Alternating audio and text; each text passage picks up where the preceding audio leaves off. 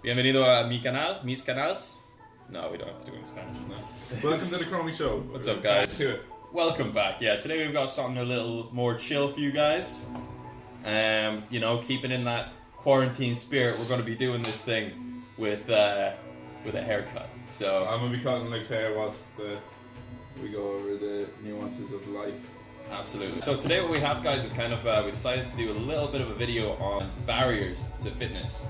So kind of things that you usually run into. Sometimes you can run into them if you're a veteran in fitness, but a lot of people tend to run into them at the sort of start of the fitness journey. And these are sort of just kind of three main ones that we ran into when we started initially. Yeah, so that's the first one we came up with. Not enough time is pretty much the first one, isn't it? So we started when we were in secondary school, so the kind of whole aspect of not having enough time is kind of we had all the time in the world. Had all the time in the world. When people say they don't have enough time, I don't always necessarily think it's they literally have no time, but they've kind of burnt out all the energy they have for that day. If that makes sense. Would you agree with that? I completely agree. Sorry, it's actually kind of hard to concentrate. I'd say so. Yeah, I was thinking like. If you're doing your 9 to 5, for example. If you're doing your 9 to 5, then you kind of a lot of jobs will have you burn out all of your energy. Yeah, between those hours. Last thing you want to do is work out when you don't. Yeah, exactly. Which is why then we usually always recommend. Well, if you get home at 5, you got plenty of time to sleep until you have to get back in, right? So you should wake up early enough in the morning, and then start going before work. But that's difficult as well then because some people just. It's maintaining a schedule and sorting out a fine schedule. And a schedule, that's it. Yeah, exactly. Because if you're working 9 to 5, then you're not working the rest of the hours. Sure, you absolutely may have kids and family and friends and stuff like that, but the point is kind of like more strictly schedule that time so that you can actually fit in, or not necessarily fit in, because I think you can fit in time to the gym or time to exercise on every one of your days. But what I think it is for a lot of people, what it was for me anyway, probably for Jake as well, is you just don't see that time. You have that down as like relaxing time. You can't visualize the time, for example. So if you have a timetable or an actual schedule, if you don't have the time, it's not saying your life isn't organized, but it means it just means your exercise isn't organized. Yeah. So it would be time to sit down and break out a piece of paper, see what you're doing, and plan out your day. Yeah, and also finding like when you do start and you find that schedule becomes life becomes too busy and you get bogged down, and say you miss a day. Say you're doing a 4-day split or 3-day split. You miss one day and fuck, I'll just wait out 3 days. It's important to don't give into that sort of perfectionism mindset. Whereas if it's not perfect, I have to start again, or if it's not perfect, it's ruined. I can't do it anymore. That's something so many people got to look out for. If you mess it up, it doesn't matter. Just get back on the horse the next day or even that day, an hour later, and just work on it. It doesn't all have to be perfectly structured to how you planned it out. Plans very often go awry and do not go as according to plans. So, that's something you're going to have to adapt to in life anyway. I'm pretty sure everyone kind of ran into this. Is when you walk into the gym or your studio. It's not so bad in a studio because usually if you go to a studio, you have classes. Or your studio, right? If you have the privilege to own a studio. Yeah, a fix for this is either going to classes or getting a personal trainer. It does cost a little bit extra money, but it saves you so much time and so many mistakes. So it's actually a pretty good investment when you're getting started off in fitness, I think. And the free version, mostly free anyway, then, is following the right kind of people on social medias. Exactly. And stuff like that. Say that, hey, Luke and Jake, I'm stuck here. This is my situation. I don't know what to do in the gym. We'd be more than happy to sort of throw together a quick workout for you guys.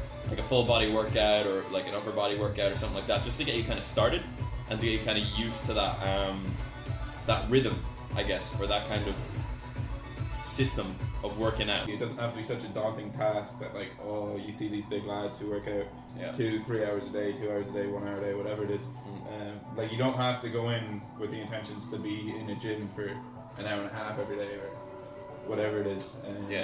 I made that mistake as well. 2-hour sessions. Well, if you get into it, I used to love just being in the gym for hours. Yeah, it's fun. It's a hangout spot then after a while. Yeah, when you really enjoy it. It's about incorporating or slowly increasing what you're doing. Just exactly. Day by day, minute by minute, step by step. You're slowly incorporating fitness into your current life, and then eventually it turns into a new habit. They all turn into new habits, and they eventually just start to work out for you. Is that still? By the way, we're not trained barbers. We're not trained barbers.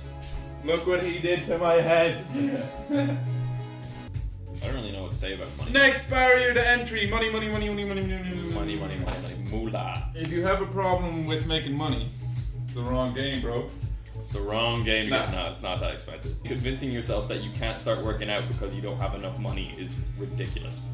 Like to think that you can't get to think that you have to have specific types of clothes, or you have to be in a gym, or you have to be, you have to ask yourself, what do you want out of fitness and out of working out? Because if you're just getting into fitness just to go to the gym, then that's an issue. But if you're getting into fitness to actually, say, to lose weight or to get a body and create a body that you're more proud of and more confident in, then you don't need the gym. You don't need all that equipment. You don't need all those clothes or those supplements or anything like that. Like, the game for fitness is really actually quite straightforward. It definitely gets a bit more complicated the more you get into it and the more your goals change. Like, this barrier about money and time and not knowing what to do, they're the three really easy barriers. Like that's not to discourage. These are really important barriers to get through because it's training for you. Like, when you get through these barriers, then you'll be able to not necessarily you'll be able to get through the other barriers, but you'll have a good foundation which will allow you to just solve other problems in your life and other problems in fitness, because it will give you that willpower and it will give you that assurance that you're going to get through it. I love the way they're just looking at like what I'm doing to your head. I'm sure I look like I don't know what I'm fucking. So money, again, you can find free workouts everywhere. You can find them even on our channel. We give them out for free. We're not charging anyone for us creating a workout that we think is pretty cool or we think other people would think is pretty cool and pretty useful.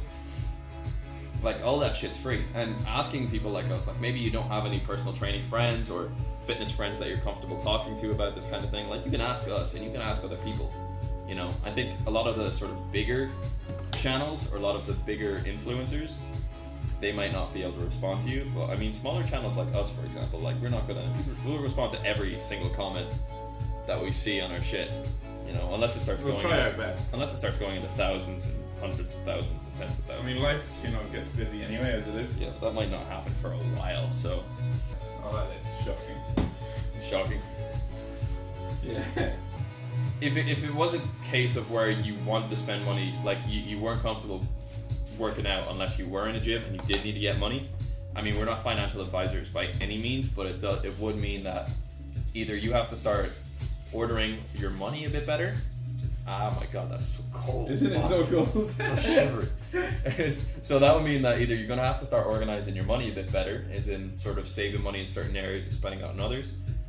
We used the comparison to if you were buying a drink every day. Even we used to when we started college, we were buying a $1.80 for a bottle of water every single day. Every single day. And if you save that, you're earning about €120 every 3 months, which is a really good gym membership. That's what I was paying for my gym membership for. That's a pretty solid. That's 2 years we were doing. That's a gym that gives you a membership €40 a month, which is pretty solid. That's pretty good. They're pretty decent gyms. So if that was the case, then it would be literally saving less than €2 a day, 5 days a week for 3 months, and you have 3 months worth. If you wanted to, you could get another job, or you could, there's so many ways to get money.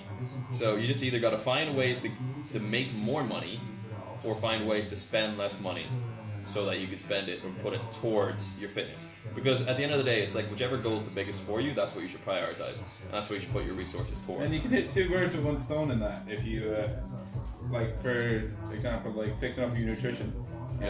You both buy good foods, say both buy chicken or whatever food you're into.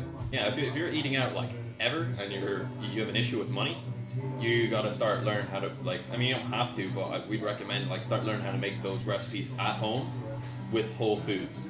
Because first off, if you're going to a shop or a restaurant or something like that, chances are they're likely using processed foods anyway, which are not very good for you, because they strip nutrients out and they add other nutrients in to make it taste better, which aren't necessarily as healthy for your body. But if you're eating whole foods, yeah, sure, it's not going to taste as nice, but it'll be twice as filling. You'll be able to make probably 5 to 6 times as much, right? And it's just, you're going to save a fuck ton of money, which is really good. So that's a free tip in there. We'll give that one out for free. If making that initial block step isn't enough, then you need to look at little side routes. That okay, what are smaller things I can improve in order to improve this massive thing? So that's how that goes. I think that's pretty much it for the day. That's it for the day. That's pretty much it for the day. We'll send a quick screenshot of his haircut afterwards. Yeah, we'll show you guys the hair at the end. Hope you guys enjoyed that. Hope you guys enjoy the rest of your week. We'll see you again in 2 days. And thank you. Stay fit, stay happy, stay healthy. Woo!